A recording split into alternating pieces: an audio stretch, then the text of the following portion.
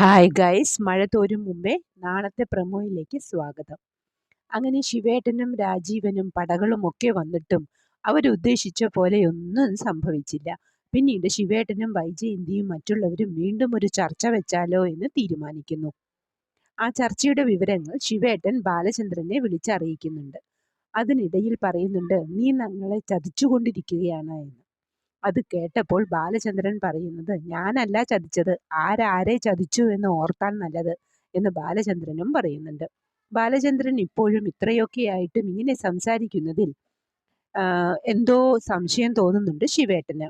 അത് അമ്മയുമായി സംസാരിക്കുമ്പോൾ പറയുന്നുണ്ട്, അലീനയും ബാലചന്ദ്രനും തമ്മിൽ നമ്മൾ അറിയാത്ത എന്തോ ഒരു ബന്ധമുണ്ട് എന്ന് പറയുമ്പോൾ മുത്തശ്ശിക്കും അത് ശരിയായി തോന്നുന്നു. ഇതേ സമയം ചർച്ചയ്ക്കുള്ള സമയവും സ്ഥലവും ഒക്കെ ബാലചന്ദ്രനോട് പറഞ്ഞ പ്രകാരം ബാലചന്ദ്രൻ പോകാൻ തയ്യാറാകുന്നു. അലീനയും വരാമെന്ന് പറഞ്ഞപ്പോൾ, വേണ്ട, നീ വരണ്ട, ചിലപ്പോൾ വലിയവർ തമ്മിൽ സംസാരിക്കുമ്പോൾ വാവിട്ട വാക്കുകളൊക്കെ പറയും, അതൊന്നും നീ കേൾക്കണ്ട എന്നൊക്കെ പറഞ്ഞിട്ടാണ് ബാലചന്ദ്രൻ ഇറങ്ങുന്നത്. അലീന വിഷമത്തോടെയും പേടിയോടെയും നിൽക്കുന്നതാണ് പ്രമോ ആയി കാണിക്കുന്നത്. വീണ്ടും ഇങ്ങനെ ഒരു ചർച്ചയുണ്ടായി. അലീനയുടെ ഭാഗത്തു നിന്നും എന്തെങ്കിലും സംഭവിപ്പിക്കാൻ അവർക്കൊന്നും തന്നെ സാധിക്കുമോ എന്ന് തോന്നുന്നില്ല. വൈജയന്തി പിന്നെയും അതേപോലെ കലിപ്പിൽ തന്നെ തുടരും എന്ന് തോന്നുന്നു. അടുത്ത ഒരു എപ്പിസോഡിന്റെ പ്രമോവുമായി വരുന്നതുവരെ കാത്തിരിക്കുക.